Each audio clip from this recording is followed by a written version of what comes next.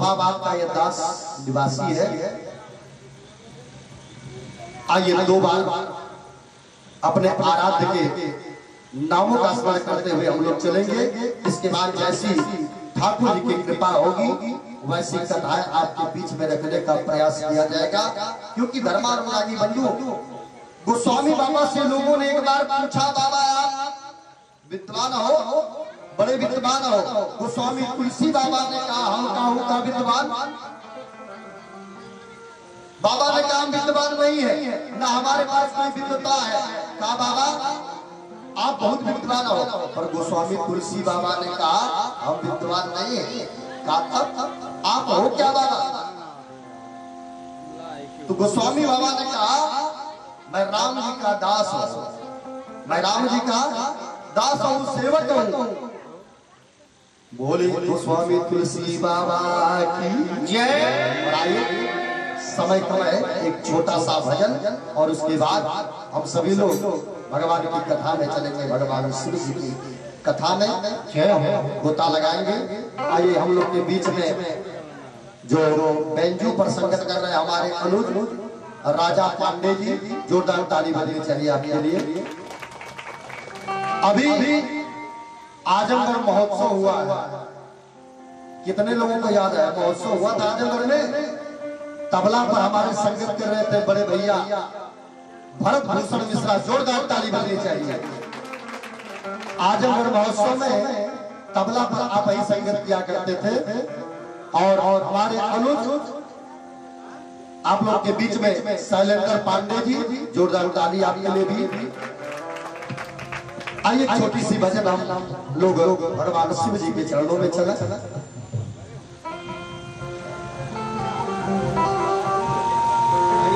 Hello hello आइए धैर्य धैर्य देवादिदेव महादेव के चरणों में समर्पित करते हैं। क्योंकि हमारे भोले बाबा मात्र एक ऐसे देव हैं जो कि बहुत जल्द अपने भक्तों के ऊपर प्रसन्न हो जाते हैं। आइए एक बार दोनों हाथों को उठाकर देवादिदेव महादेव के चरणों में एक प्यारी सी जयकारा लगाते हैं। उसके बाद हम सभी लोग मिलकर एक गीत गाएंगे। प्रेम भोले बाबा विश्वनाथ की आइए कहना है।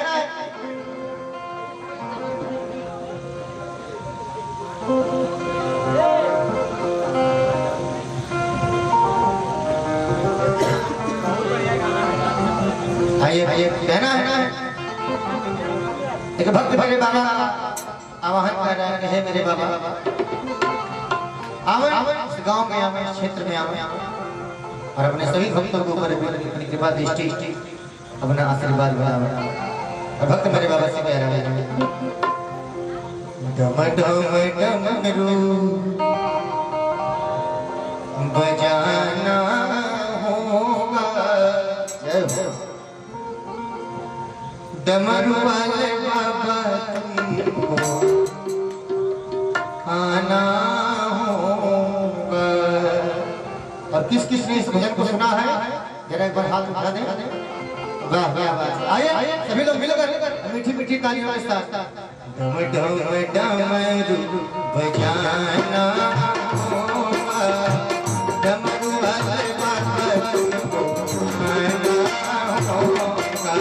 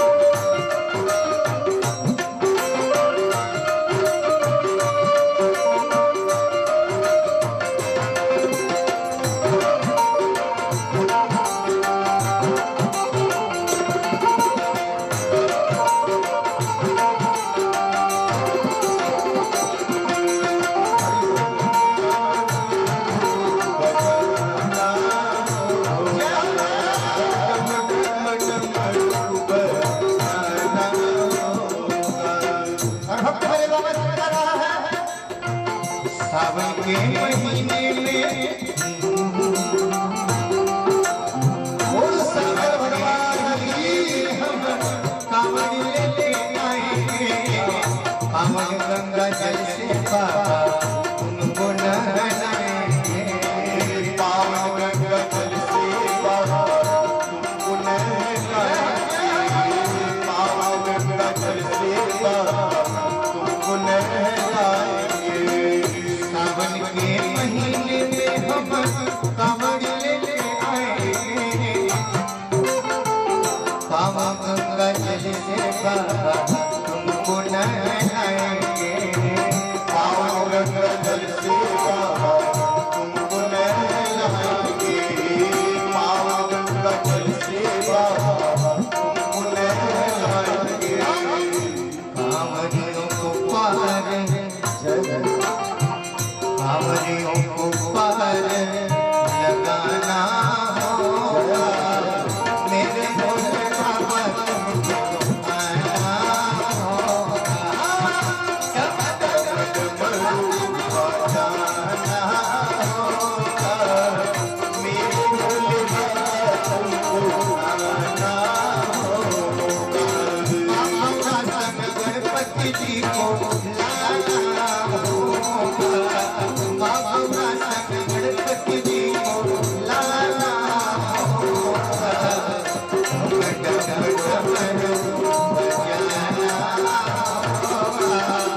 डमरू बजाना होगा, डमरू वाले बाबा तुमको आना होगा, डमरू वाले बाबा तुमको आना होगा, डमरू वाले बाबा तुमको आना होगा, डमरू वाले बाबा तुमको आना होगा।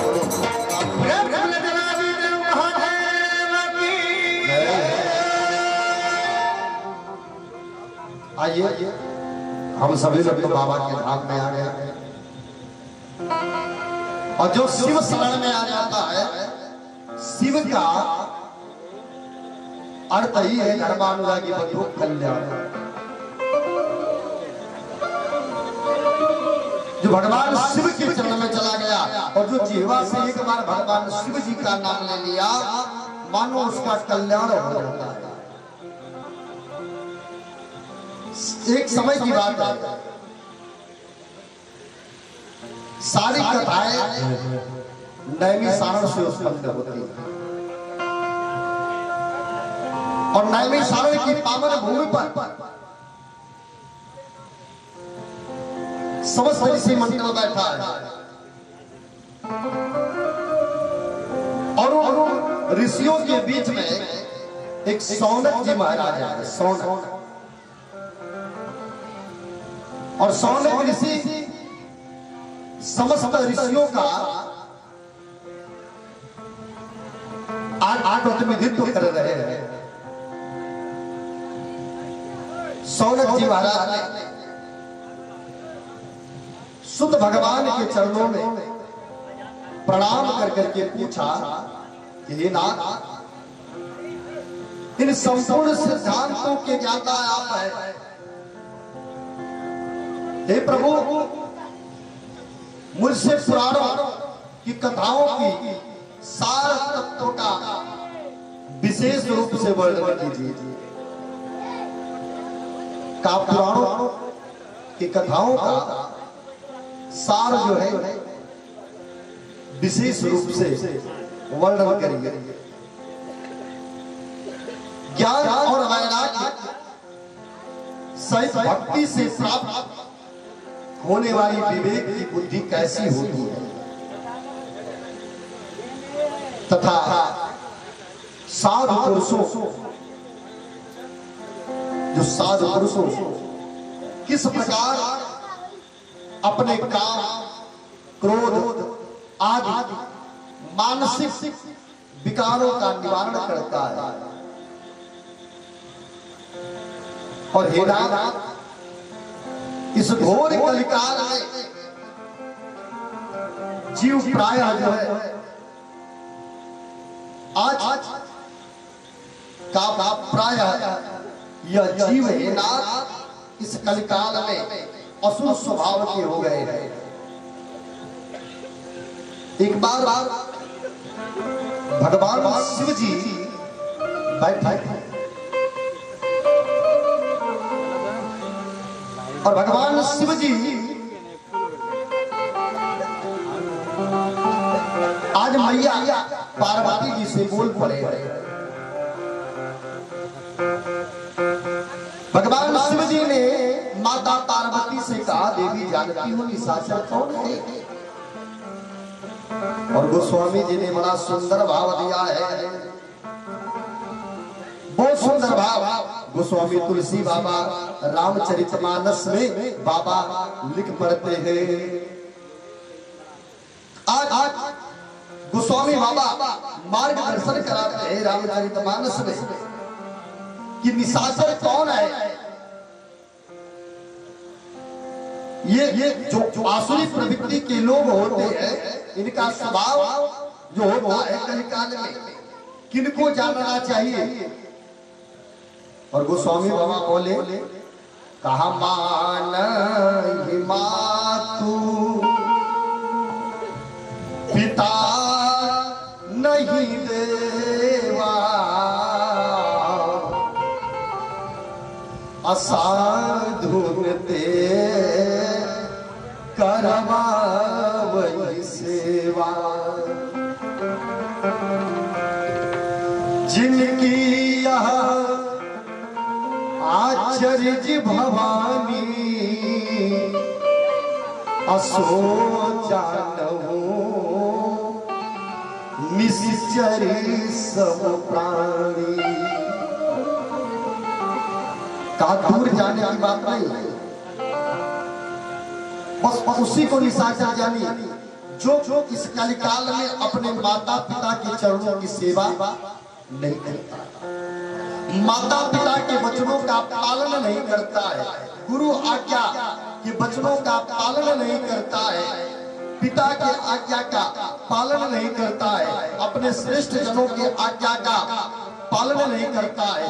ये मैया का जाने की बात नहीं है। का जो संत महात्माओं को बैठा करके अपने कहल बजवावे, संत महात्माओं से अपनी सेवा करवावे, का वह जान लो निशाचर है। का ऐसे प्राय कलिकाल में जीव जो है आसुरी स्वभाव के हो गए हैं। का जिस समुदाय में शुद्ध दैविक संपदा से युक्त बनाने के लिए सर्वश्रेष्ठ उपाय क्या है? का आप इस समय मुझे एक कोई शाश्वत साधन बताइए जो कल्याणकारी हो। सौनकाद ऋषियों ने कहा कोई एक साधन बताइए सरकार जो कल्याणकारी हो और उन वस्तुओं में भी सबसे उत्कृष्ट एवं परम मंगलकारी हो तथा हे नाथ पवित्र करने वाले उपायों में भी वह सर्वोत्तम पवित्रकार उपाय हो। यह सब सुन करके आज सुत भगवान ने कहा, हे मुनि श्रेष्ठ, आपने बड़ी उत्तम बात पूछी।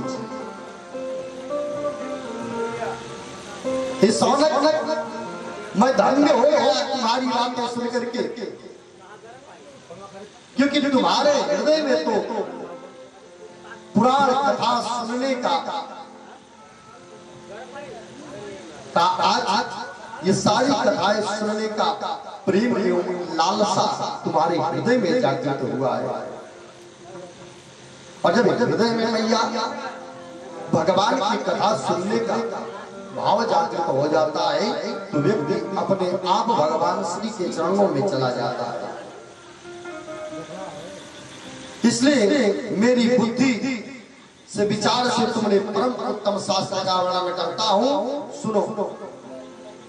वह शास्त्र संपूर्ण शास्त्रों का सिद्धांत है। भक्ति, ज्ञान, वैराग्य को प्राप्त कराने वाला है, जिसके श्रवण करने मात्र से जीव का कल्याण हो जाता है और वह जीव भगवत भक्ति को प्राप्त हो जाता है। का जिसके श्रवण मात्र से जीवन की सारी व्याधि तत्क्षण नष्ट हो जाता है और इस कलयुग में होने वाले मनुष्यों के परम कल्याणकारी होता है। और ऐसे सिद्धांत का वर्णन, ऐसे पुराण का वर्णन मैं तुमसे करने जा रहा हूं। काया कोई मामूली पुराण नहीं है भैया। और आज सूर्य भगवान ने कहा इस पुराण का नाम क्या है? का शिव महा पुराण। ये उत्तम शास्त्र है। इसे भूतल पर भगवान शिव वांगमय स्वरूप समझना चाहिए। यह सब प्रकार से सेवन करने वाला है। काया शिव पुराण नामक ग्रंथ 24,000 श्लोकों में युक्त है। का जिस पुराण की कथा हम लोग श्रवण कर रहे हैं, इसमें 24,000 श्लोक है भैया। और इसमें 7 संहिताएं हैं। मनुष्य को चाहिए भक्ति, ज्ञान और वैराग्य संपन्न हो, बड़े आदर से इस पुराण का श्रवण करें। 7 संहिताओं से युक्त यह दिव्य शिव पुराण परमात्मा के समान विराजमान है और सबसे उत्तम गति प्रदान करने वाला है। बोल शिव महापुराण की जय। उत्तम बुद्धि वाले पुरुष इस कथा को श्रवण कर करके अंत काल में भक्ति पूर्वक इस पुराण का श्रवण करने वाला मनुष्य महादेव शिव की सानिध्य को प्राप्त करता है। अपने इस पद को छोड़ करके भगवान शिव के पद को प्राप्त करता है। का प्रतिदिन आदर पूर्वक इस शिव महापुराण का श्रवण करना चाहिए।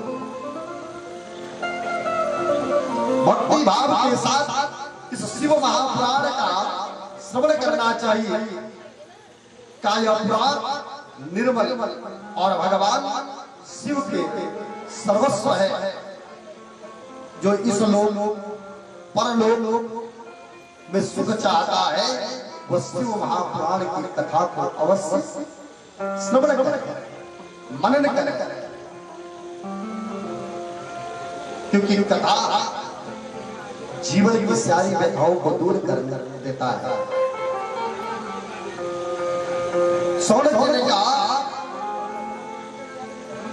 हे सुत जी महाराज, एक दिव्य कथा मैं आपको श्रवण कराता हूं। जो इस भूतल पर कल्याण का सर्वश्रेष्ठ साधन दूसरा कोई नहीं है। सुत जी ने बोला, मुनि, जो मनुष्य पापी, दुराचारी, खल, काम, क्रोधी आदि से निरंतर डूबा रहने वाला हो, वे भी इस पुराण का श्रवण पाठ से अवश्य ही शुद्ध हो जाता है। पहले की बात है, पुरातन इतिहास है, कहीं पर किरातों के नगर में एक ब्राह्मण रहा करता था। किरातों के नगर में एक ब्राह्मण रहा करता था, जो ज्ञान में अत्यंत दुर्बल, दरिद्र और रस बेचने वाला था। वैदिक धर्म में रुचि नहीं रखता था, भगवान को नहीं मानता था। मां नहीं, माता पिता नहीं, देवा। अच्छा यदि आप मानो चाहे ना मानो, हमारी क्या उसमें लगेगी, लेकिन मानोगे तो मान सम्मान आपका बढ़ेगा, और नहीं मानोगे तब हमारा घटेगा ना, ये आपका घटेगा। बोले शंकर भगवान की जय। किरातों के नगर में ब्राह्मण देवता रहते हैं, और वह ब्राह्मण देवता रसपान किया करते हैं, और सदैव रस बेचने वाला वैदिक धर्म से विमुख रहा करता था। स्नान संध्या आदि कर्मों में भ्रष्ट था, और वैश्यावृत्ति में तत्पर रहा करता था, और उसका नाम था देवराज। उस ब्राह्मण देवता का नाम था देवराज, और वह देवराज अपने ऊपर विश्वास करने वाले लोगों को ठगा करता था। जहां विश्वास है वही अविश्वास भी छिपा है। अब किसी पर आप विश्वास कर लोगे, हम जानते हैं कि भैया जो कुछ भी सामग्री देते हैं बड़ी अच्छी देते हैं, अब ऊपर वाले में ना स्पर्श करके नीचे वाले में छुआ देते।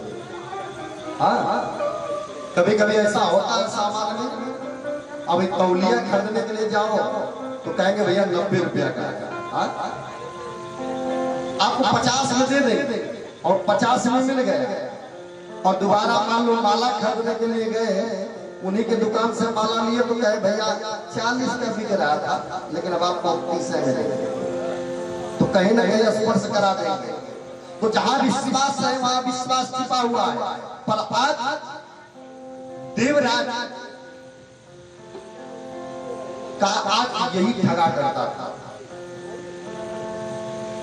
देवराज अपने ऊपर विश्वास करने वाले लोगों को ठगा करता था। उस ब्राह्मण क्षत्रिय वैश्य शूद्र तथा दूसरों को भी अनेक बहानों से मार करके और उनका धन हड़प लिया करता था।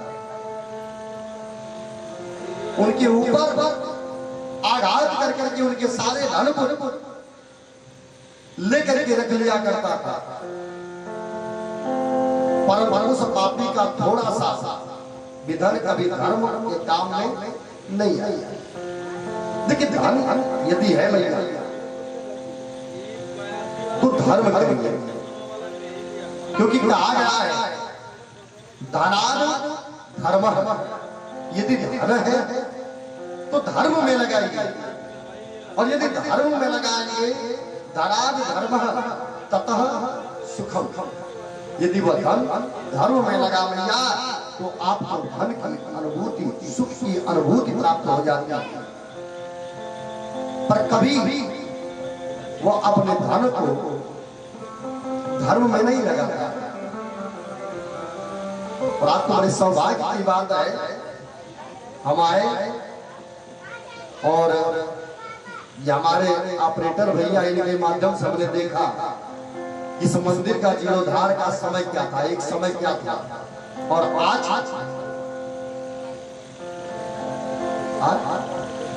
किसी दूसरे व्यक्ति से अनजाने से हमसे पूछा जाए तो हम ही नहीं बता पाते। हम तो यही सोचते कि मंदिर बहुत दिन पहले क्या बना है, पर डाढ़ की छटाई जहां जहां अवरोध था सब हटा करके आज मंदिर अच्छे ढंग से निर्माण हो गया। चारों तरफ सुंदरीकरण है।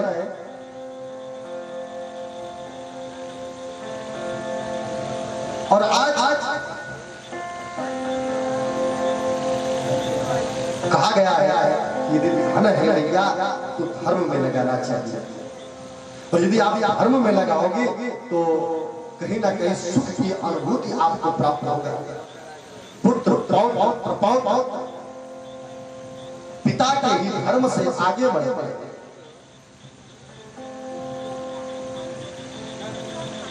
लेकिन आज देवराज सबके धनों को लेकर के कभी धर्म में नहीं लगा, ले जाकर के व्यर्थ उपयोग उसका भोग किया जाता था। एक दिन घूमता घूमता वह देवयोग से प्रतिष्ठा झूसी प्रयागराज, प्रयागराज का नाम सुने हैं ना? कितना जाने नहिले सब नहिले है ना, जे नाम नहिले बात आपकी पारी चाहिए, ठीक ना? बोलिए शंकर भगवान की जय। प्रयागराज का घूमते घूमते झूसी अर्थात प्रयागराज में पहुंचा। वहां उसने एक शिवालय को देखा और उस शिवालय पर बहुत से साधु संत महात्मा निवास करते थे।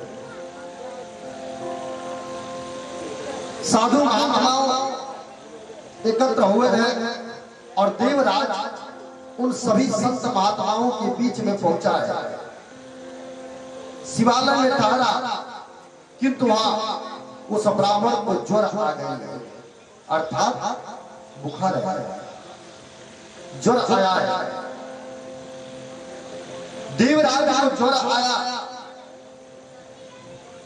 और अत्यधिक कांप उठा है और वहां पर भगवान शिव जी की कथा चल रही है, शिव महापुराण, और देवराज पीड़ित है, भगवान की कथा को श्रवण कर रहा है। और जब भगवान की कथा को श्रवण कर रहा है ना, मृत्यु का समय सन्निकट आया है। देवराज जाने वाला है। देवराज के पास दूत आए हैं भैया, यमराज। और जब यमराज के दूत आए हैं ना, तो यमराज के दूत पास में बांध करके बल पर लेकर के जाने वाले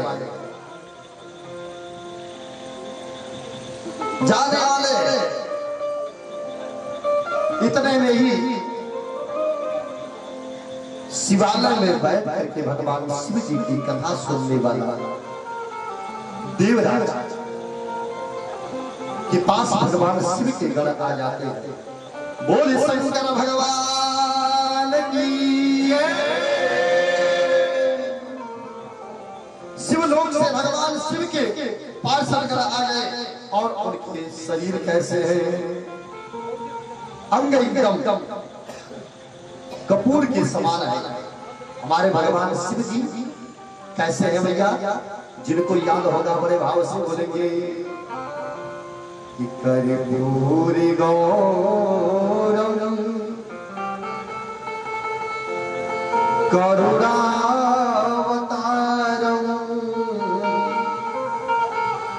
संसार सारम भुजगेन्द्रहार सदा वसंतम हृदयाय बिंदे भवम भवानी सहितं नमामि। भगवान शिव जी कपूर देखिए ना, कपूर उसके समान भगवान शिव जी गोरे और ऐसे गौराम भगवान शिव जी के पार्षद कर आए हैं। उच्चल हाथों में त्रिशूल सुशोभित हो रहा है, उनके संपूर्ण अंग भस्म से उद्भासित हो रहे हैं। रुद्राक्ष की मालाएं शरीर में शोभा बढ़ा रही थी। वे सब के सब क्रोध पूर्वक यमपुरी को गए और यमराज के दूतों को मार पीट करके बार बार धमका करके उन्होंने देवराज को वापस लेकर के आए, उनके चंगुल से छुड़ा लाए और अत्यंत विमान पर बिठा करके आज देवराज को, जिन्होंने उस ज्वर में भगवान शिव जी की कथा उन संत महात्माओं से छूसी, प्रयागराज में श्रवण किया है भगवान शिव की दिवाली में, और आज उस देवराज को लेकर के श्रीधाम को चले गए हैं। यमराजपुरी में कोलाहल मच गया है और कोलाहल को सुनकर के धर्मराज अपने भवन के बाहर आए। धर्मराज जी महाराज आज अपने भवन के बाहर आ गए हैं भैया, और साथ एक दूसरे के समान प्रतीत होने वाले उन चार भूतों को देख करके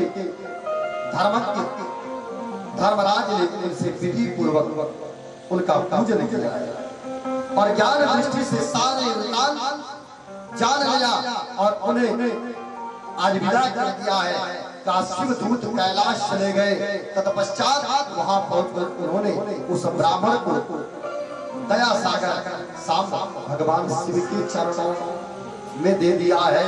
बोले शंकर भगवान की जय।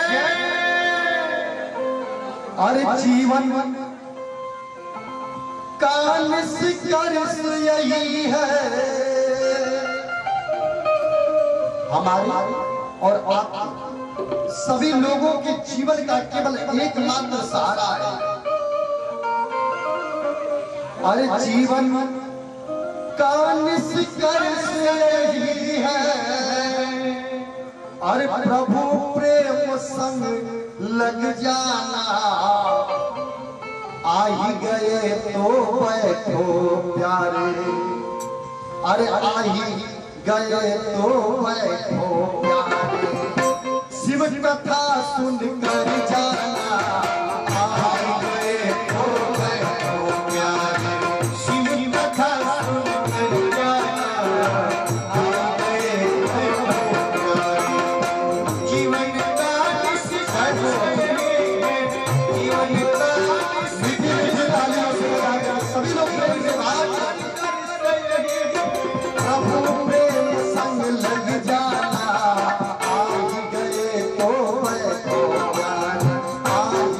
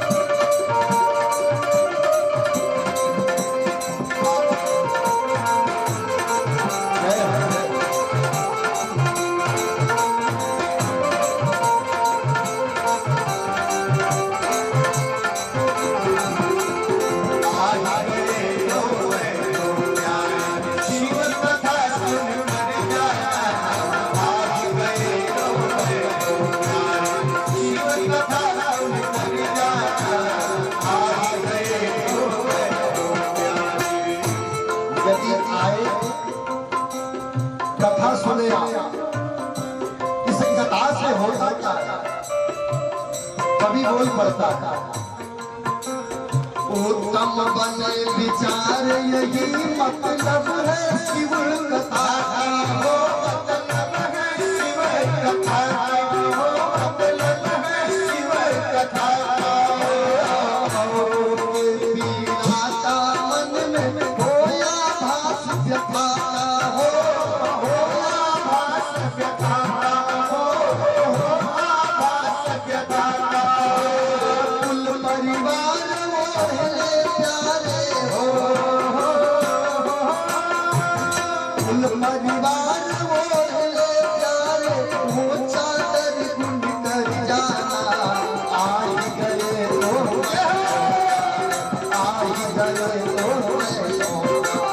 शिव कथा सुन कर जाना आई गए तो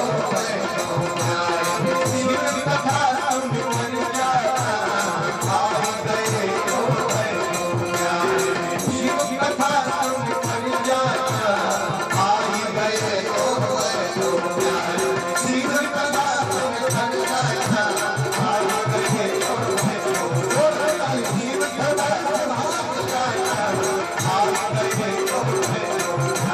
शिव कथा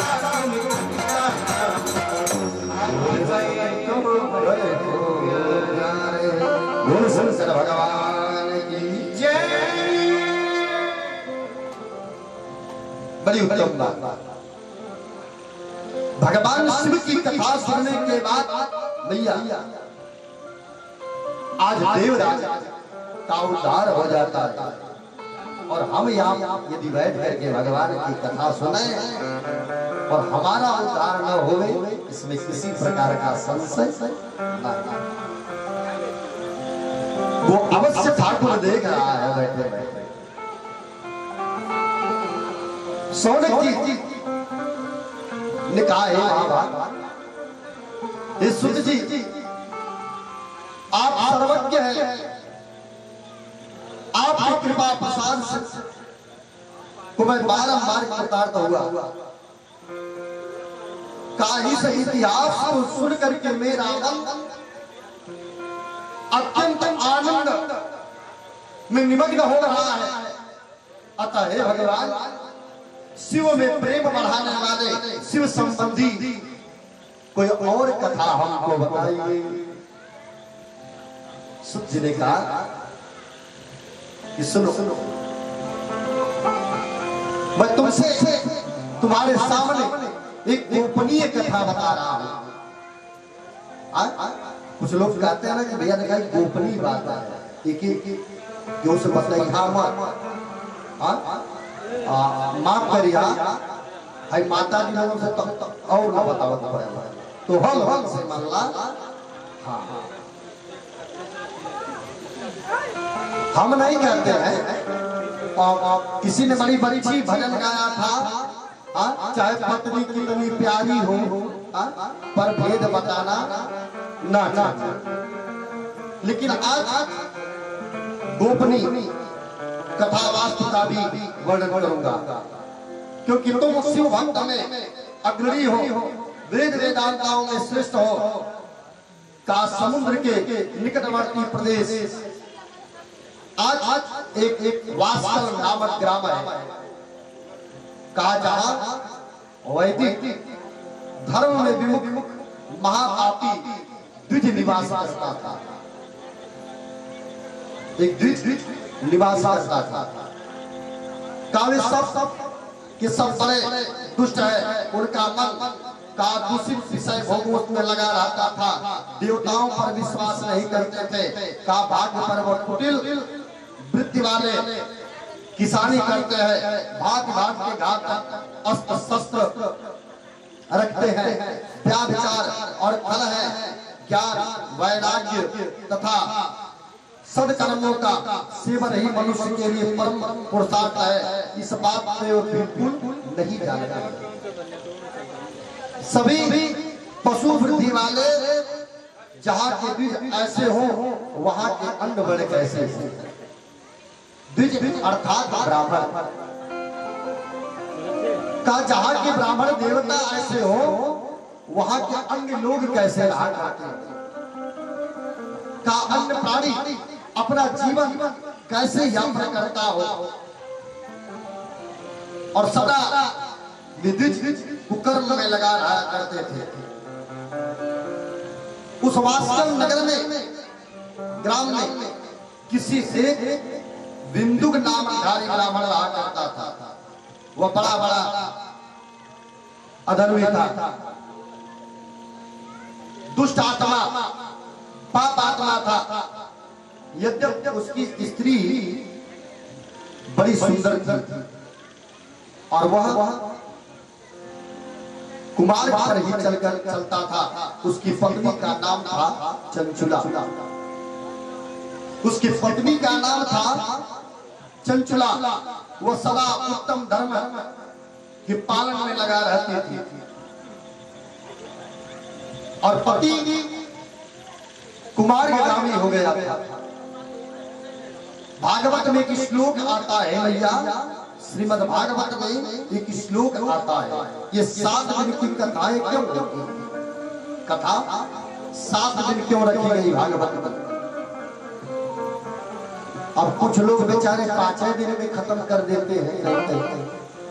हम लोग को भी मिलता है बाबा 5 दिन का व्यवस्था हो पाई लेकिन भागवत में बताया गया है आज बोल पड़ते हैं। पूछा गया कि इस कथा को कौन कौन से लोग सुन करके तर जाते हैं भैया? कौन कौन से लोग सुन करके इस कथा को तर जाते हैं? भागवत में बताया गया, हजे मानवा पकतस्तु सर्वदा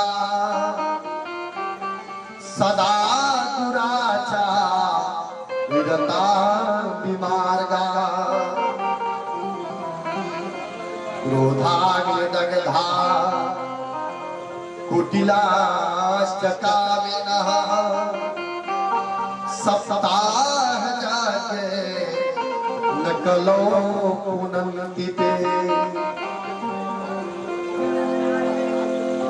का सुनो, जे मानवा पाप वस्तु सर्वदा,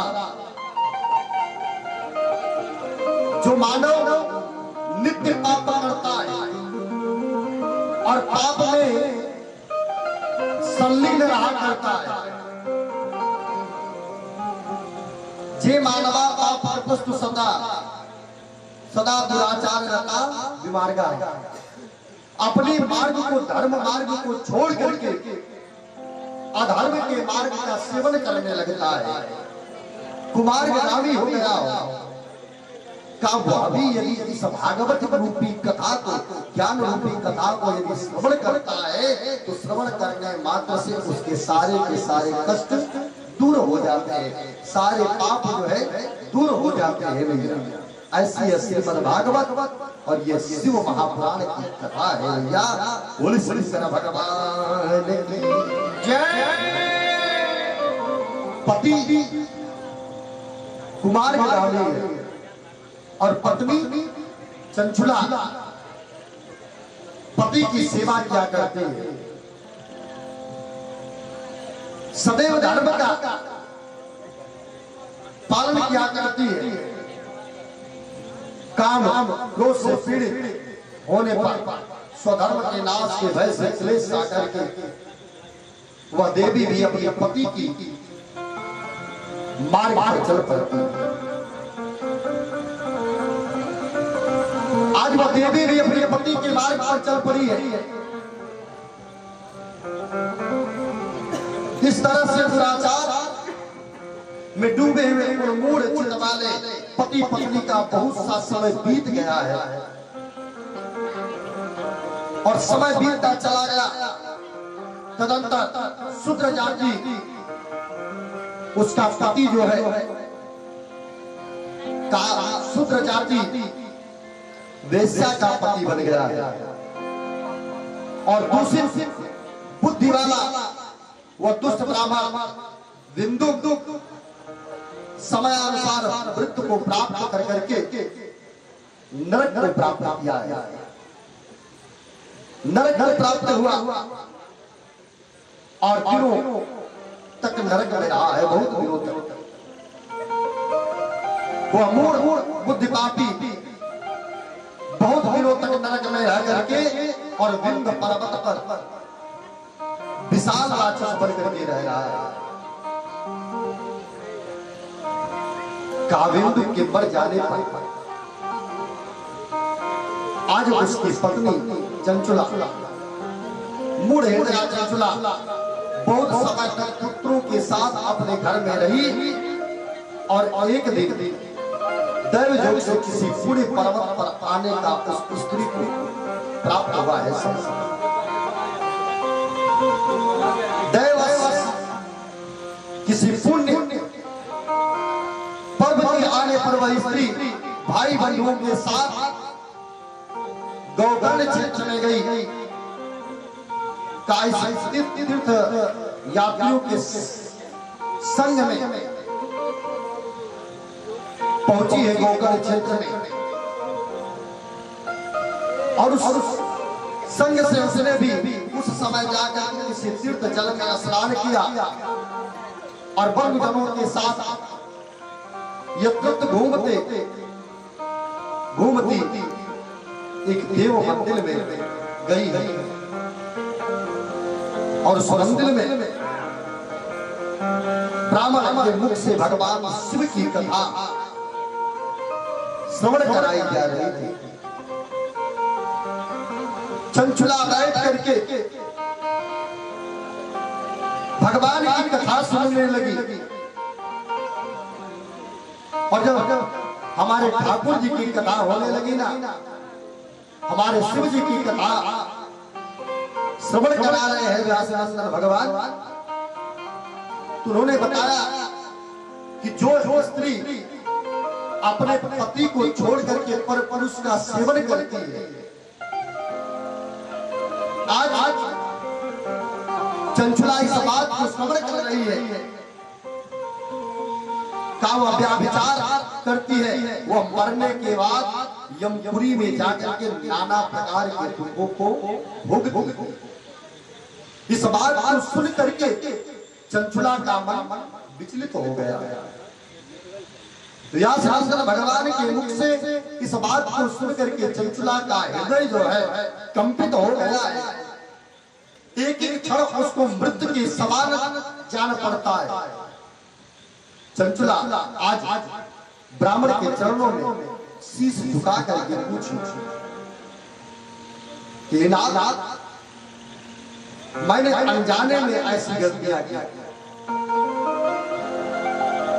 कृपा करके आप मेरा उद्धार कीजिए।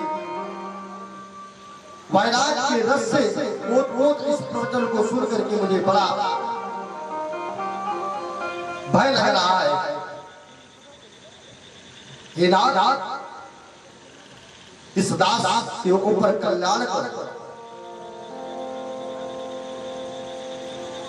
चंचुला ब्राह्मण देवता के चरणों को पकड़ लेती है। हे नाथ, क्योंकि मैं हर तरह के पापों में डूबी रही हूं और आपका सानिध्य प्राप्त हुआ है। अब आपका सानिध्य प्राप्त हुआ तो हमारे जो पाप है वो धुल जाए। आप मुझे गुरु मिल गए हैं। देखिए एक बात जान लीजिए, जीवन में यदि कोई दुख आ जावे तो कहीं जाने की बात नहीं। राजा दशरथ जी महाराज को एक बार ग्लानि नहीं हुई, अभी तो 4 बार ग्लानि हुई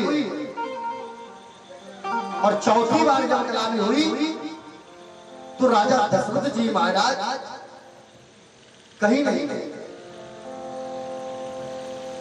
वो केवल नंगे पांव राजा दशरथ जो रथ पर कभी सवार होकर के घोड़े पर सवार होकर के आखिर क्या करता था, आज वो राजा दशरथ नंगे पांव और बिना सारथी का, बिना घोड़ों का दौड़ के अपने गुरुदेव के पास पहुंचे। गुरुदेव जी के चरणों में गए और गोस्वामी जी ने बड़ा सुंदर भाव दिया है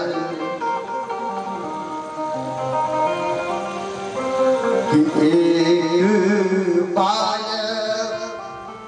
भूपति मान माई, एक बार भूपति मन माई, एक बार भूपति मन माई, कोई गला को रे सुत नाई, हरि गलाई मोरे सुत नाई, हरि गलाई मोरे सुत नाई, गुरु प्रिय दया तुरती माही पाला, गुरु प्रिय दया तुरत बहि पाला, गुरु प्रिय दया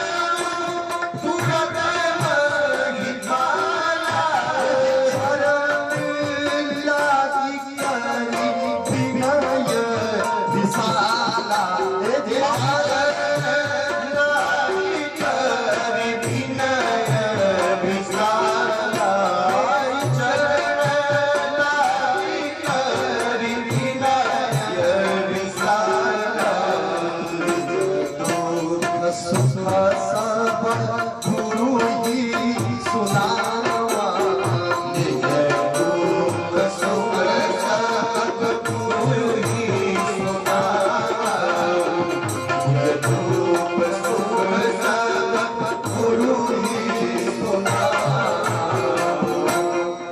कहाँ गए? गुरु जी के पास।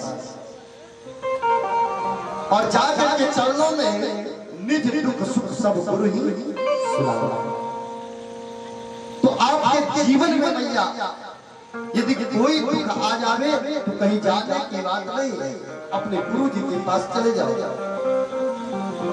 कहा किसी ने बड़ी सुंदर बात कहा है, कहा माता रामो पिता रामचंद्र, स्वामी रामो मत सखा रामचंद्र, सर्वस्व में रामचंद्रो दयालो, ना गई न जाने नहीं न जाने न जाने। माता पिता आप ही गुरु के चरणों में जाकर के आप ही हमारे माता है, पिता है, भाई है, बंधु है, सखा है, गुरु है। और हे नाथ, इस दीन पर, इस अबला पर, इस अबूझ पर, इस अज्ञानी पर आप कल्याण करें।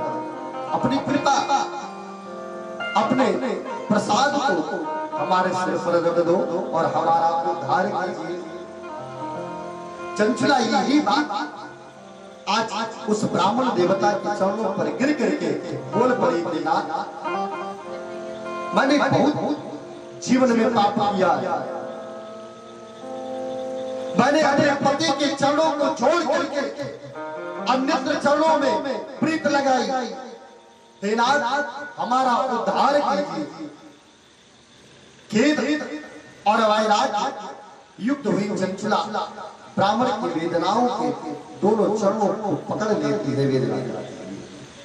और आज बुद्धिमान ब्राह्मण ने कृपा पूर्वक उसे उठाया और हृदय से लगाया है, देवी अब तो तुम भगवान के चरणों में आ गई हो। और जब भगवान शिव के चरणों में आ गई हो, चंचला ब्राह्मण देवता से प्रार्थना करती है और शिव पुराण कथा सुनाने के लिए प्रेरित करती है। और ब्राह्मण देवता आज चंचला भैया को इस शिव महापुराण की कथा को श्रवण कराते हैं। और चंचला आज अपने पति के पास पहुंची है और सुखपूर्वक चंचला कि इस कथा को श्रवण कर करके पार्वती मैया प्रसन्न हो जाती है और पार्वती मैया की आज्ञा प्राप्त कर करके चंचला आज आडुम्बुर अर्थात विंध्य पर्वत पर शिव पुराण की कथा को श्रवण करती है और सुन करके आज अपने पति विंधुराज का पिशाच योनि से उद्धार कर देते हैं और दोनों दंपति शिवधाम में आज सुखी से अपना जीवन यापन करने लगते हैं। मैया पार्वती ने कहा, हे देवी, अब आप अपने पति के साथ इस अंतःकरण में रहो। और पार्वती मैया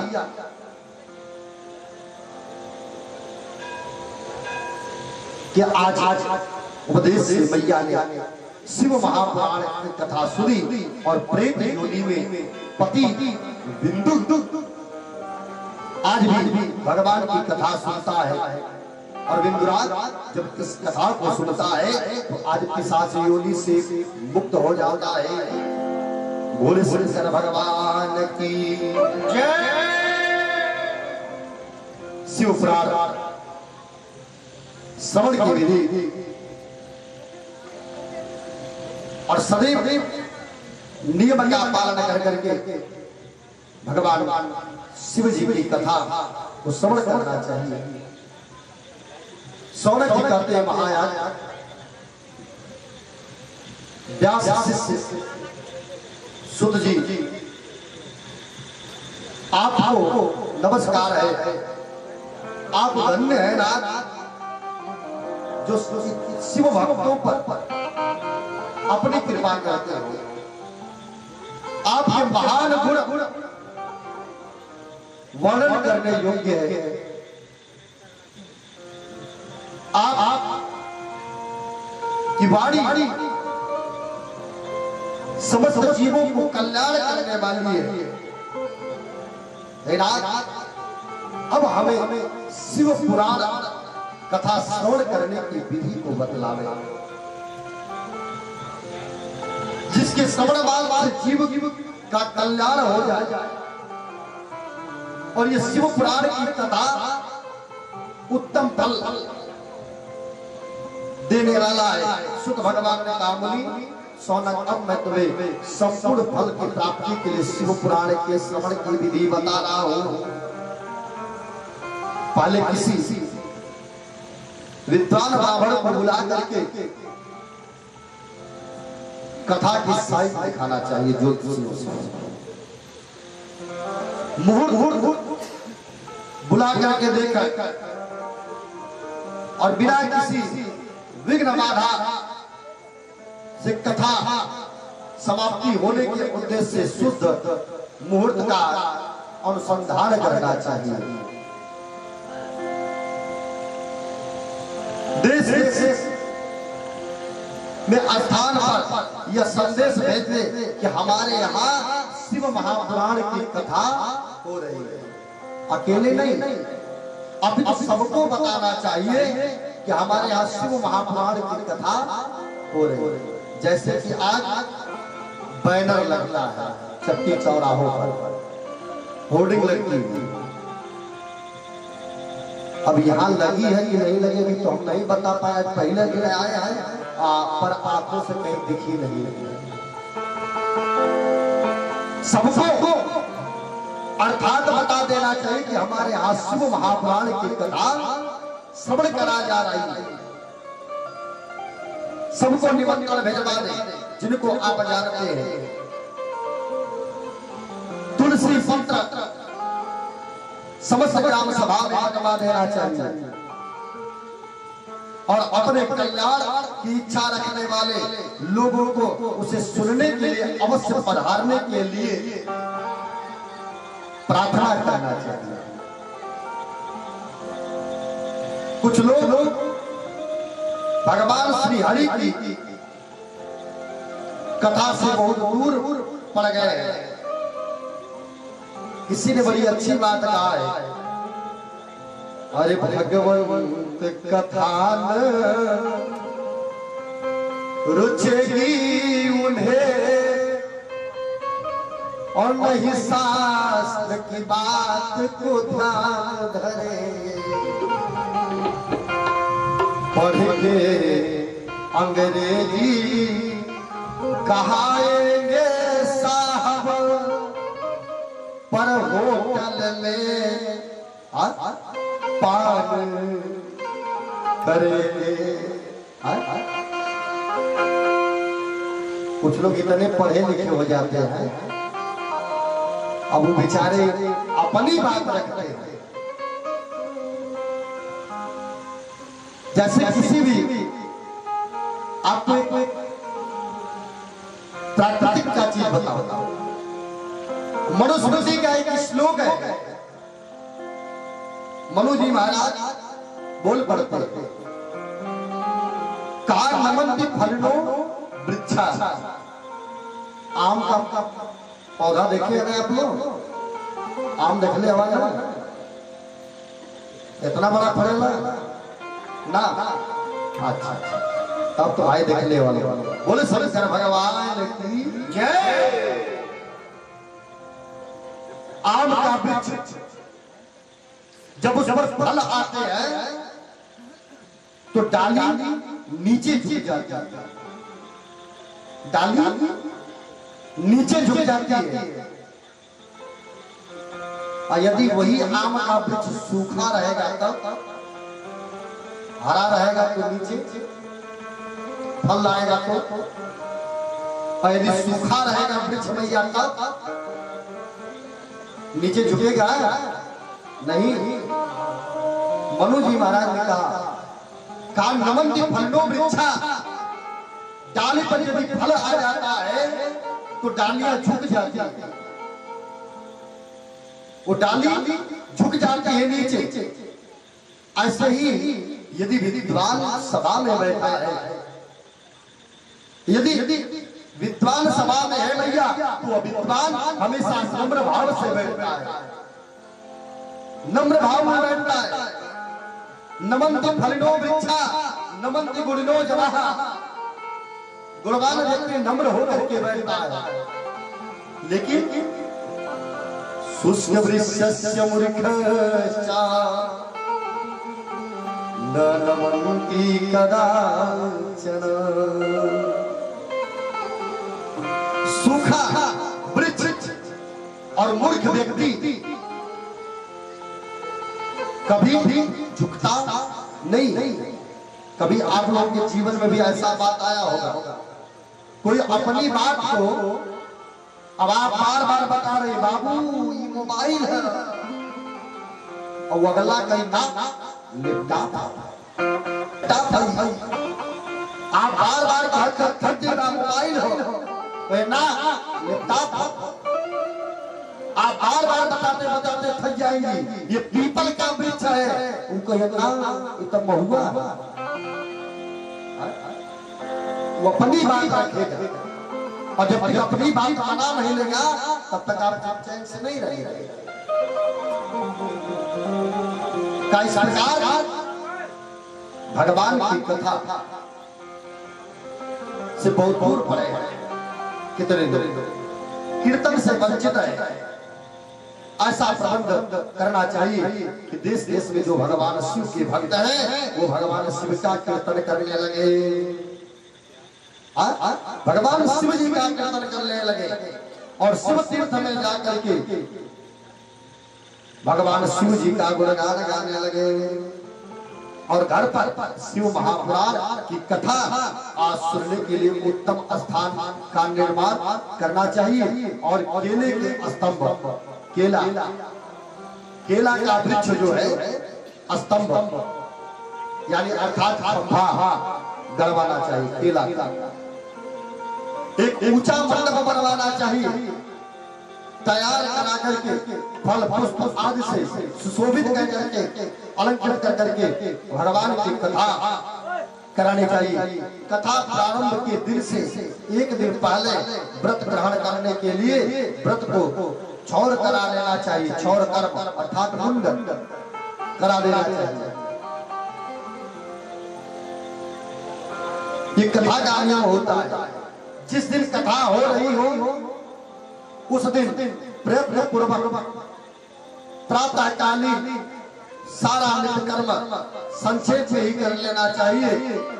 वक्ता के पास उसकी सहायता के लिए एक दूसरा वैसा ही विद्वान स्थापित करना चाहिए। वहां भी वह उस प्रकार संयोग निवृत्ति कर करके काल लोगों को समझाने में कुशल हो। कथा आने वाले तथा भगवान गणेश का पूजन कर कथा कि स्वामी भगवान शिव तथा विशेष शिव महापुराण की पुस्तक की भक्ति पूर्वक जो है पूजन कर करके और भगवान की कथा का श्रवण करना चाहिए। भगवान की कथाओं को श्रवण करना चाहिए। सूर्य ने कहा, हे सौनकादि ऋषियों, शिव पुराण की कथा सुनने वाले पुरुष का सदैव कल्याण हो जाता है। जो नियम पूर्वक भक्ति भाव के साथ श्रद्धा के साथ भगवान शिव की कथा को श्रवण करता है उसके जन्म जन्मांतर के सारे पाप चिड़ हो जाते हैं अर्थात कट जाते हैं। का कथा श्रवण का अधिकारी हो करके और भगवान की कथा को नित्य श्रवण करना चाहिए। बोले श्री कृष्ण भगवान की जय।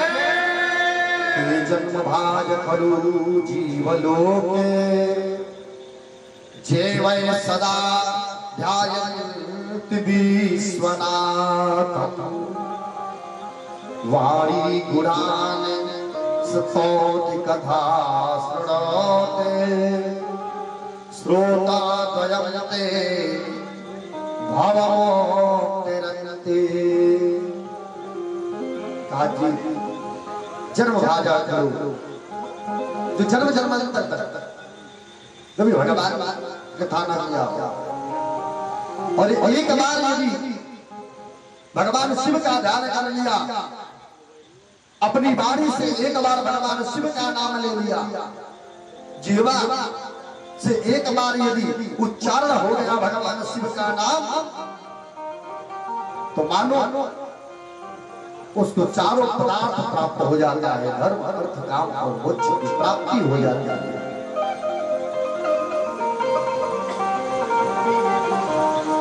उसके जन्म के सारे पाप धुल जाते हैं कट जाते हैं।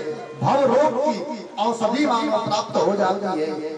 बोले बाबा विश्वनाथ की जय। एक छोटी सी भजन हमारे राजा जी के द्वारा जथा नाम तथा गुण। इनका नाम है राजा पांडे और हमारे करखिया में हमारी कथा चल रही थी। हमको लग रहा नवंबर या दिसंबर में कथा थी ना। बहुत ज्यादा कलेसा गिरा। हाँ और आपका वहाँ रिलेशन भी है। बिगड़ी के भोले बाबा बना दे हम बिगड़ी के भोले बाबा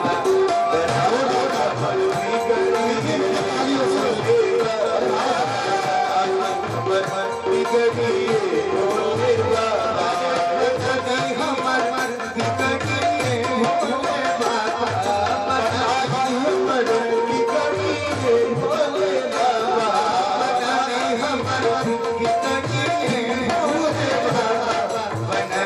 हम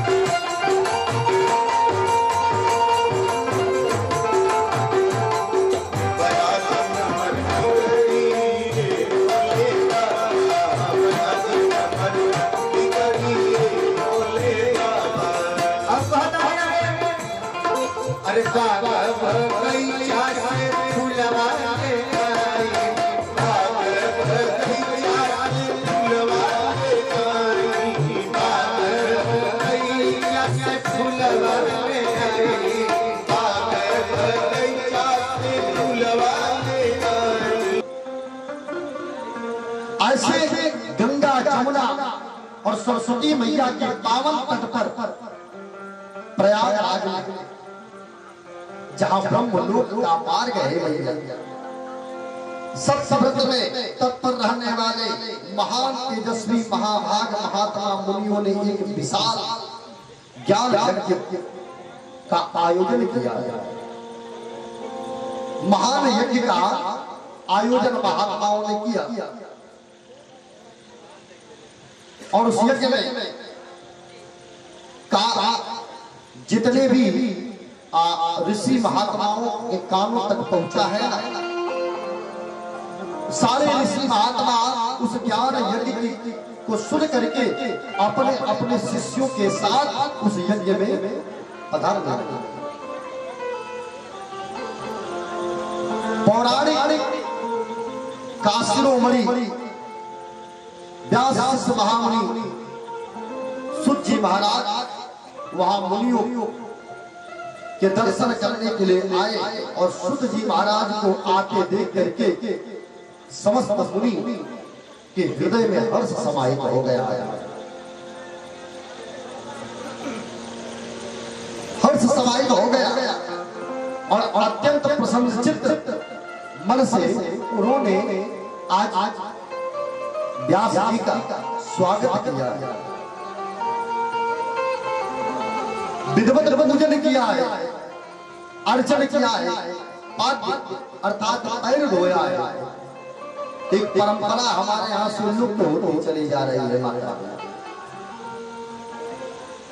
गुरुदेव भगवान पहले जब आंगन में आया करते थे, कुटिया में पधारा करते थे, तो माताएं फूल की थाली में फूल का लोटा बाबा का पैर गुरु भगवान का सेवा क्या करते थे। लेकिन अब बहुत कम स्थान प्राप्त है जहां ऐसा देखने को मिलता है। पर आज सत्कार किया है और उसके पश्चाताप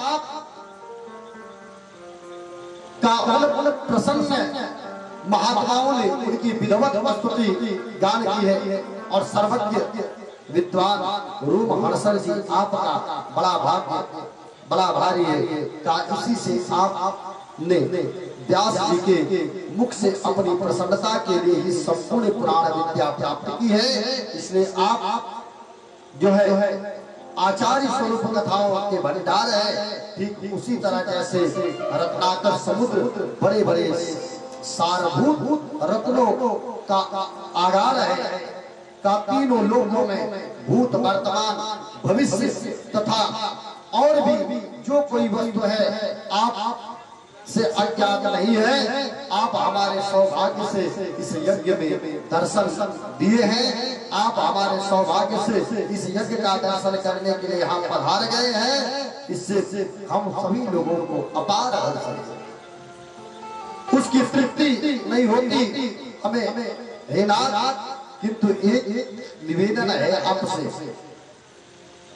आप से शुभाशुभ तत्वों का पूरा पूरा वर्णन सुना है, किंतु उससे तृप्ति हम सब लोगों को नहीं हो रही है।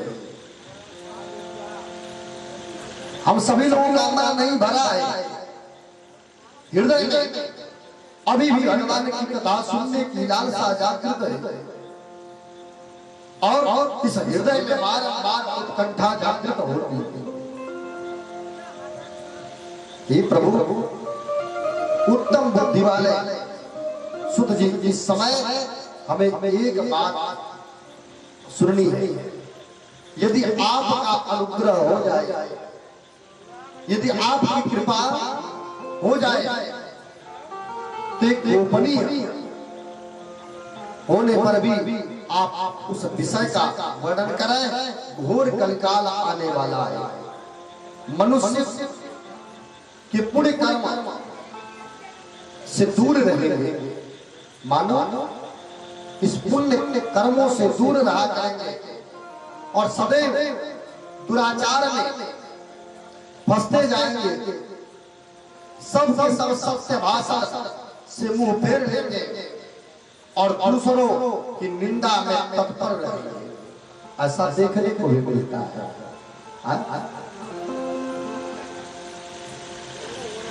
दूसरों की निंदा में सदैव तत्पर रहा करेंगे, पराये धन को हड़पना प्रारंभ कर लेंगे।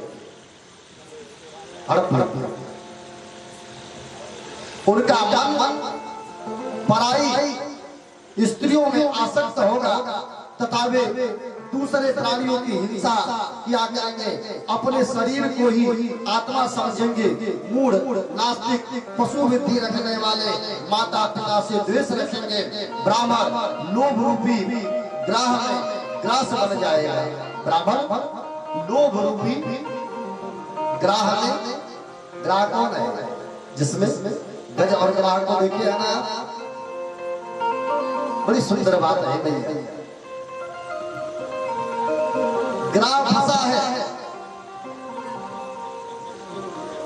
ग्राह जो है गज को पकड़ा और लेकर के जाने लगा नीचे सब। गजराज जिसको अपने बल पर घमंड था, गजराज को 100 हाथियों का बल है, अपने बल पर भरोसा था। ये छोटा सा जीव हमारा क्या बिगाड़ सकेगा? ग्राह लेकर के जाने लगा। पत्नी ने देखा अपने पति के प्राण को बचाना चाहती है अग्नि, सूंड में सूंड डाल करके पति को बाहर खींचना चाहती है, पर देखिए पत्नी की अब हम भी अपने पति के प्राण को बचा ले, इतने में पुत्र भी मां का सहायता के लिए तत्पर हो गए। मां के साथ पुत्र भी अपने पिता को बचाने लगे। जब जल में जाने लगी मैया तो आज अपने पति के दामन को छोड़ देती, अपने पति को भी छोड़ दी, पुत्रों ने भी छोड़ दिया और आज वह हाथी वह गज आज भगवान को पुकारने लगा। आज वह गजराज दीन भाव से उस जल के एक कमल को तोड़ करके भगवान को मानो पुकार रहा है गजराज। और किसी ने बड़ी सुंदर पंक्ति लिखा है भैया कि अवध बिहारी हो,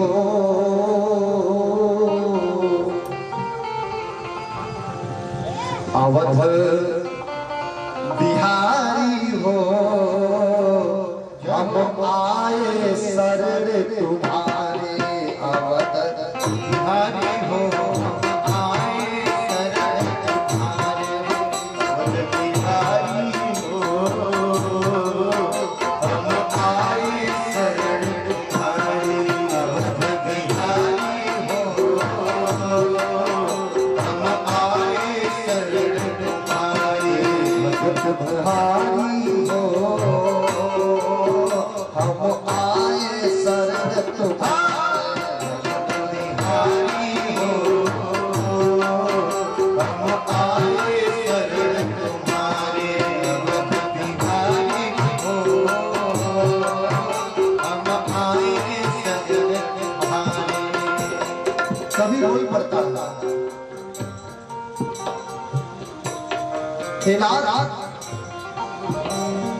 जब जल में गजराज ग्राह में युद्ध हुआ घनघोर। जब जल में गजराज ग्राह में युद्ध हुआ घनघोर। जब जल में गजराज ग्राह में युद्ध हुआ घनघोर। तब बोला गजराज कहाँ हो, आओ जुगल किशोर।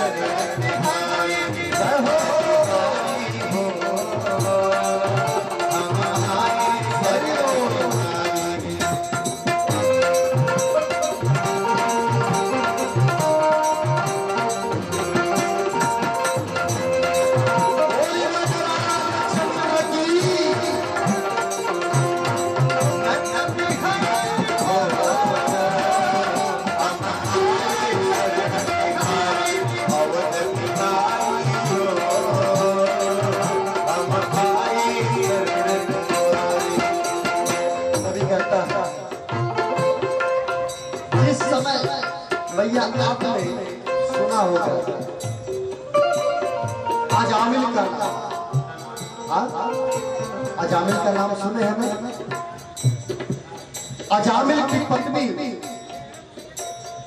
सत्यवती नित्य पूजा पाठ किया करती थी। अजामिल पाप कर्म में लिप्त रहा करता था और जब अजामिल की पत्नी गर्भवती रही ना तो संतों ने दर्शन दिया।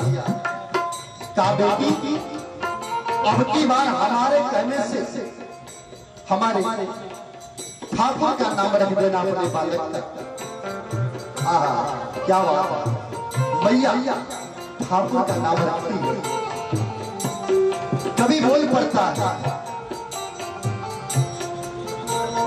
महापात की राह अजामिल उसे मिला सुरधाम, उसे मिला सुरधाम, उसे मिला सुरधाम, उसे मिला सुरधाम, उसे मिला सुरधाम। नारायण आ गए लिया जब पुत्र का अपने नाम,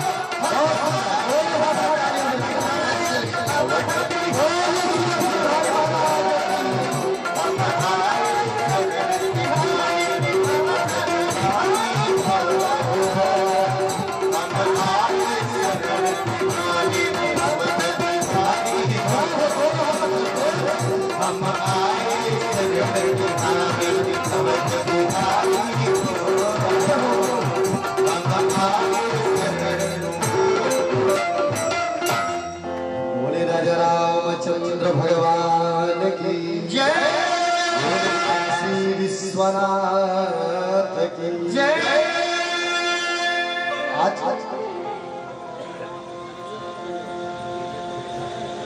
संध्योपासन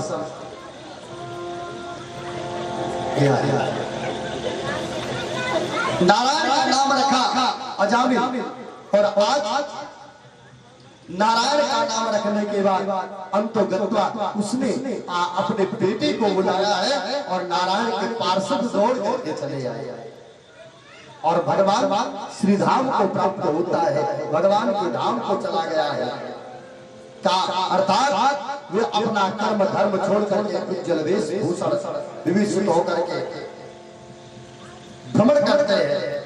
अपने धर्म का त्याग करने वाले होंगे, उनके विचार धर्म प्रतिकूल होंगे का, इसलिए मैया अपने धर्म का पालन करना चाहिए। आज उनके विचार धर्म के प्रतिकूल होंगे, वे कुटिल और द्विज निंदक होंगे। यदि धनी हो तो कुकर्म में लग जाएंगे और विद्वान हुए तो बात विवाद में लग जाएंगे।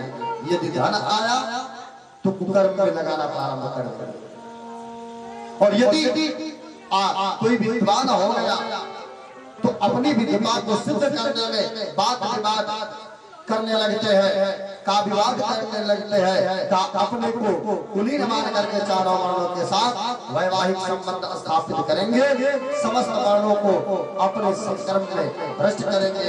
वे लोग अपनी अधिकार की सीमा से बाहर जाकर के द्विजित सत्कर्म का अनुष्ठान कराने वाले होंगे। कलयुग की स्त्रियां प्रायः सदाचार से भ्रष्ट और पति अपमान करने वाली कलयुग की जो स्त्रियां होंगी का पति का बात विवाद में लड़ जाने वाली। अब ये ना करते आप लोग भी हो ना आप लोग जैसे क्यों है हाँ तो कोई बात नहीं तनी मनी तो चलबे करेगा हाँ मान अगर सामान नया बनाए तो थोड़ी थोड़ी चल जाए ज्यादा न चले। कलयुग की स्त्रियां का थोड़ी थोड़ी बातों में विवाद करेंगे, पति का प्रयास करेंगे, का इस प्रकार ससुर से दोह करेंगी, किसी से भय नहीं मानेंगी, मलिन भोजन करेंगी, का कुछ हो भाव से तत्पर होंगी, उनका शील स्वभाव बहुत बुरा होगा और वे अपने पति की सेवा से सदा ही विमुख रहेंगी। का सुख जी इस तरह जिनकी बुद्धि नष्ट हो गई है, जिन्होंने अपने धर्म का त्याग कर दिया है, ऐसे लोगों को इस लोक और परलोक में उत्तम गति कैसे प्राप्त होगी? जो इन प्रवृत्तियों में रहा है तो सुत भगवान से आज शौनकादि ऋषियों ने कहा कि हे नाथ आखिर उनका कल्याण कैसे होगा, उस जीव का कल्याण कैसे होगा और उसका उत्तम लोक कैसे प्राप्त होगा जो अपने धर्म को छोड़ करके अन्यत्र धर्म का सेवन करेगा। किसी ने बड़ी बड़ी सुंदर बात कहा है भैया, कहा उस धर्म को धर्म कहे हम क्या कि जिस धर्म में धर्म प्रथा ही न हो। वो धर्म धर्म कहलाने के लायक नहीं है। हम सनातन धर्म के हैं और सनातन धर्म की मर्यादों का हम पालन करेंगे। हमारे राम जी हैं और राम लला को विराजमान अपने हृदय के इस भवन में उस राम लला को विराजमान करेंगे, उस बाबा विश्वनाथ को विराजमान करेंगे, उस राधा रानी को विराजमान करेंगे। का ये हम सनातन का धर्म का त्याग कर दिया। ऐसे लोगों को इहलोक और परलोक में उत्तम गति कैसे प्राप्त होगी? का परोपकार समान दूसरा कोई धर्म नहीं है। ऐसा ही गोस्वामी तुलसी बाबा ने भी कहा है। बाबा गोस्वामी तुलसी बाबा ने कहा है, हे मैया हम भी कभी कभी कथा में कहा करते हैं, मैया आप पूजा पाठ मत करो, पूजा पाठ मत करो, देवालय में मत जाओ, एक मुट्ठा अगरबत्ती सुलगाने की कोई आवश्यकता नहीं, धूप जलाने की कोई आवश्यकता नहीं है, दीपक जलाने की कोई आवश्यकता नहीं है। केवल जीवन में एक बात मैया कर लो। क्या गोस्वामी तुलसी बाबा ने कहा है, अरे धर्म न दूसरा सत्य समान,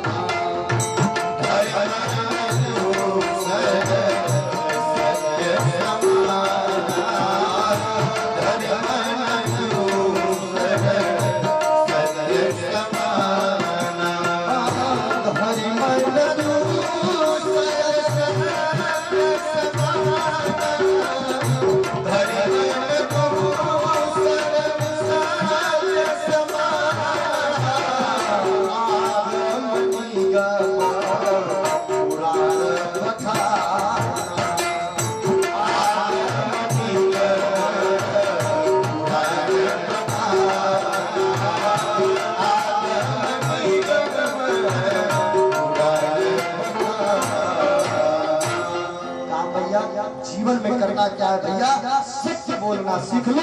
यदि सत्य बोलना सीख लोगे कोई पूजा पाठ करने की आवश्यकता नहीं है, साक्षात नारायण आपके हृदय में निवास करने लगेगा। व्यास जी कहते हैं उन भगवत आत्मा मुनियों का यह बात सुन करके सुत जी महाराज मन भगवान शंकर का स्मरण कर करके उनसे इस प्रकार बोले का बहुत ही सुंदर बात आपने कहा है। और सुत भगवान आज शिव पुराण का परिचय कराए हैं और साधु महात्माओं को भगवान की कथा श्रवण कराए हैं। साध्य साधन आदि का विचार करके श्रवण और कीर्तन की महिमा बताए हैं। कीर्तन कीर्तन करो और जब कीर्तन करोगे ना तो इस तन से मुक्ति मिल जाएगी। सारे लोग निकल करके बाहर चले जाएंगे। दोनों हाथ से तालियां बजाने का मतलब भैया क्या होता है? हम लोग किसान है, किसान है ना, फसल बोते हैं। तो जब फसल बोते हैं भैया, तो खेत में जो चिड़ई है, वो चिड़ई कोई दाना चुन कर अगर ले जाती है तो किसान ताली बजा बजा के उड़ाता है। तो हमारे हृदय के भवन में जो ज्ञान भरा है, जो गोस्वामी तुलसी बाबा ने बड़ा सुंदर बात कहा, मैया का इसमें एक विहंग रूपी पक्षी होता है, और उस पक्षी को उड़ाने के लिए, उस पक्षी को हृदय से निकालने के लिए मैया हम भगवान को ताली बजा करके कीर्तन करते हैं। तो का कीर्तन मनन का इन 3 साधनों की श्रेष्ठता का प्रतिपादन कराया है। का कीर्तन करो, भगवान की कथा श्रवण करो, और श्रवण करना ही बात नहीं है भैया, उसको अपने हृदय में मनन करना चाहिए, बैठाना चाहिए। ये जो कथा है ये भवरोग की दवा है भैया। और आज इस प्रकार शिव की प्राप्ति जीव को प्राप्त हो जाएगी। सुत जी ने कहा श्रवणादि 3 साधनों को अपने मुक्ति का उपाय बताया, किंतु जो समर्थ और 3 साधनों में असमर्थ हो वह मनुष्य किस उपाय का अवलंबन करने में मुक्त हो सकता है, किस साधन भूत कर्म के द्वारा बिना यत्न के ही मोक्ष मिल सकता है। का इस प्रकार भगवान शिव की कथा नित्य श्रवण करना चाहिए। बोले सच्चिदानंद भगवान की जय। आइए एक छोटी सी भजन, उसके बाद हम लोग मन और वाणी को यही विश्राम लेंगे। कल आप समय से आप लोग आवे ताकि भगवान की कथा समय से हो, क्योंकि धर्मानुरागी बंधु हमारे यहाँ आज से ही रामलीला का आयोजन होता है। नगर पंचायत क्षेत्र जहानागंज मुस्तफाबाद की ऐतिहासिक रामलीला होती है, जिस रामलीला में 2004 से अनवरत उस रामलीला समिति का अध्यक्ष हम ही हैं। और अब तक हम दूर हैं, क्योंकि हमारे यहाँ 8 बजे से रामलीला प्रारंभ हो जाता है। तो सारा वहाँ के संस्थापक भी अभी हैं और हमारे द्वारा ही रामलीला कराई जाती है। तो आइए समय भी 9:30 बजे जा रहा है, और हमने कहा था भैया इसी तरह से हम 8:30-9 तक सेवा दे देंगे। लेकिन चलिए कल से कथा आप लोग समय से आवे, हम लोग भी समय से आ जाए, कथा समय से प्रारंभ हो, 6 बजे तक कथा प्रारंभ हो जाएगा। और आप लोग भी अपना दैनिक कार्य करके सभी माताएं बहनें और उपस्थित हो जाए। और प्रथम दिन था और पहला दिन है, हमने कहा कि सारी माताएं थकी हुई थी। यहाँ से 2.5-3 किलोमीटर की यात्रा और 3 दूना के 6 किलोमीटर आप लोग चली है। और ये तो साहस भगवान शिव जी ने ही दिया है, और हम भी आधा किलोमीटर चल दिए हैं, कोई बात नहीं है। आप लोगों की कृपा से हम भी आए हैं, हाँ, लेकिन आधा किलोमीटर हम भी चले हैं। आइए एक छोटी सी भजन, उसके बाद हम लोग बारी को विराम देंगे। आरती, ठीक है ना? आरती कोई भक्त सजा के थाली, और भगवान की आरती होगी। एक छोटी सी भजन, आइए ताली बजा के मीठी मीठी तालियों से आप लोग भगवान का भजन कीर्तन करें। बोले शंकर भगवान की जय। इस संसार में हर भक्त का कोई न कोई इष्ट देवता होता है, मगर हमारे देव महादेव जिनको अपना इष्ट देव मानते हैं वो हमारे प्रभु राम जी महाराज हैं। आए चलते हैं प्रभु राम जी के चरणों में, तेरी तेरी समर्पित करते हैं। आइए भजन हाथ को उठा प्रभु राम जी के चरणों में प्यारी सी जयकारा लगाते हैं सभी लोग, जो लोग अंदर बैठे हैं, जो लोग बाहर बैठे हैं, सभी लोग अपना दोनों हाथ उठा प्रेम महाराज की जय।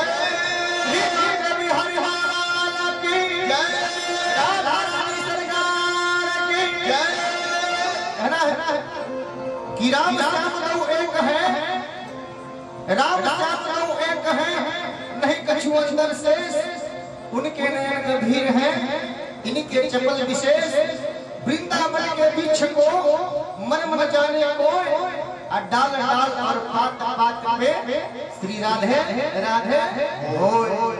कहना है कि वह राम भक्त तुलसी राधे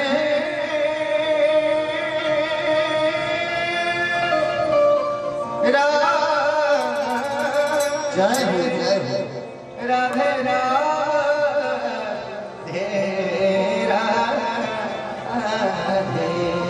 कहना है मीठी मीठी तालियों के साथ कि वह राम भक्त तुलसी जय हो। वह राम भक्त तुलसी ब्रज धाम जा रहा है, वह राम भक्त तुलसी ब्रज धाम जा रहा है, वह राम भक्त तुलसी ब्रज धाम जा रहा है, वह राम भक्त तुलसी ब्रज धाम जा रहा है, वह राम भक्त तुलसी ब्रज धाम जा रहा है, वह राम भक्त तुलसी ब्रज धाम जा रहा है, वह राम भक्त तुलसी ब्रज धाम जा रहा है। दोनों हाथों को उठा कैसे कि जहाँ राधे राधे राधे राधे राधे जहाँ राधे राधे राधे हरे हरे कोई गाता है, वह राम भक्त तुलसी ब्रज धाम जा रहा है, वह राम भक्त तुलसी ब्रज धाम जा रहा है, वह राम भक्त तुलसी। अब क्या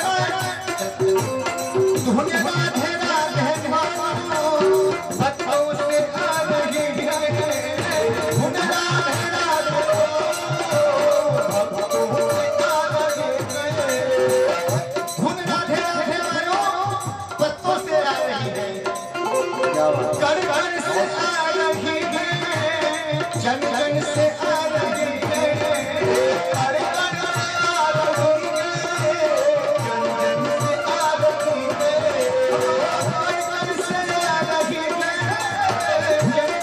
आ रही है, कण कण से आ रही है, जन जन से आ रही है, कण कण से आ रही है, जन जन से आ रही है। क्या दिव्य कीर्तन है, क्या दिव्य कीर्तन है, आनंद आ रहा है, वह राम भक्त तुलसी ब्रज धाम जा रहा है, वह राम भक्त तुलसी राम भक्त तुलसी ब्रज धाम जा रहा है, वह राम भक्त तुलसी ब्रज धाम जा रहा है, वह राम भक्त तुलसी ब्रज धाम जा रहा है, वह राम भक्त तुलसी ब्रज धाम जा रहा है। जहाँ राधे राधे राधे श्री राधे राधे जहाँ राधे राधे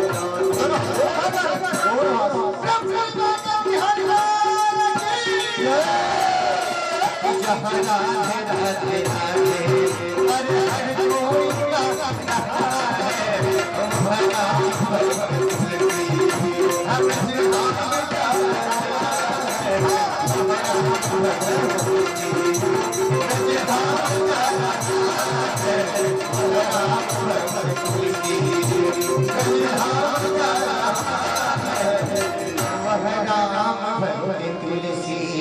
प्रेम से गोस्वामी तुलसीदास महाराज की जय हो।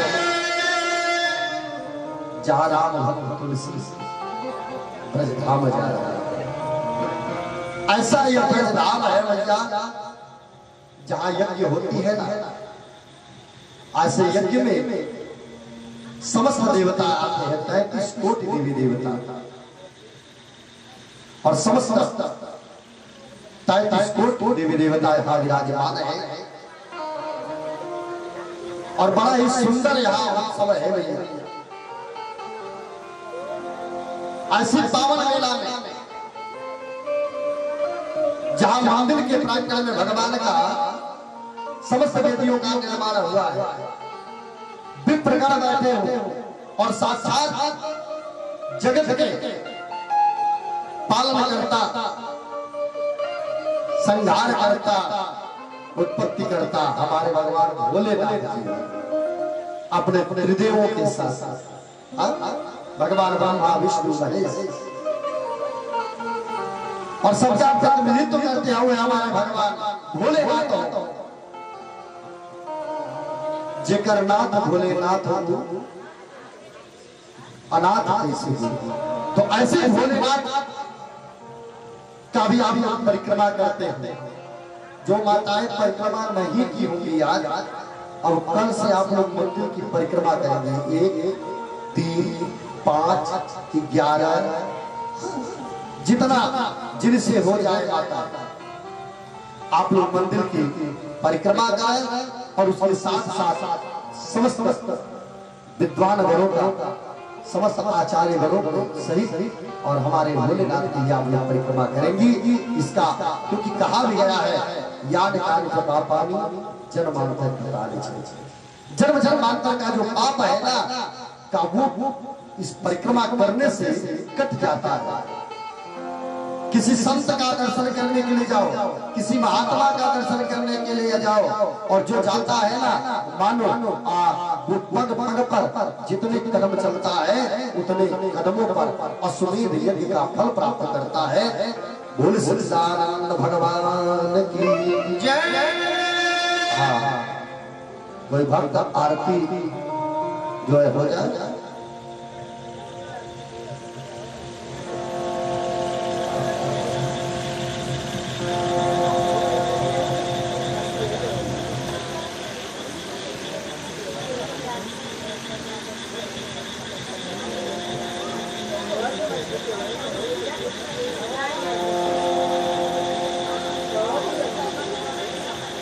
सभी लोग जो भी भाई बंधु हैं आप लोग आगे चले आओ और बड़े भाव से भक्ति भाव के साथ आप सभी लोग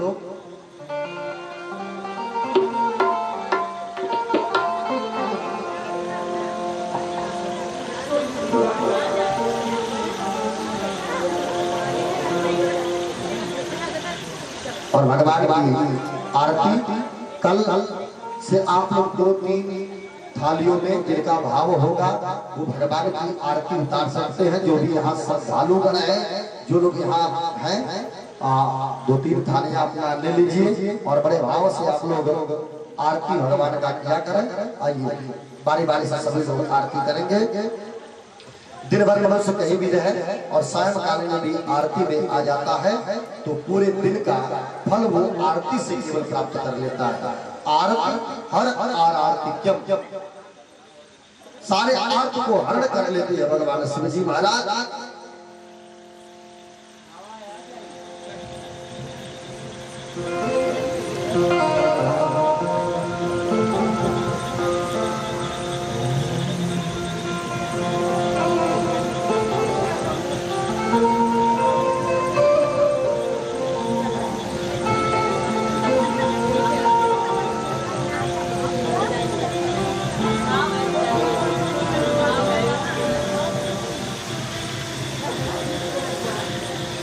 हरि ओम ओम किदगुं भवे प्रजननं मे अस्दसवीरं सर्वगणगुं स्वस्ते आत्मसनिं प्रजासने वसुसनिलोक सैन्या भयसने अग्निं प्रजा बहुलाने करोद्वन्नां पयोरेतो अस्मासु धत्तः।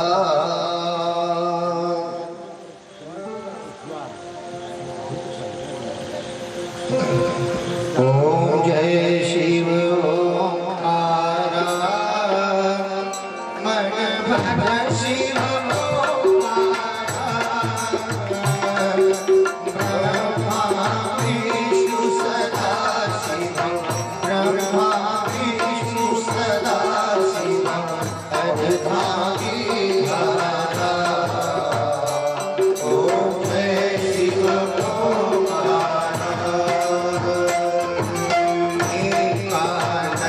चतुरानन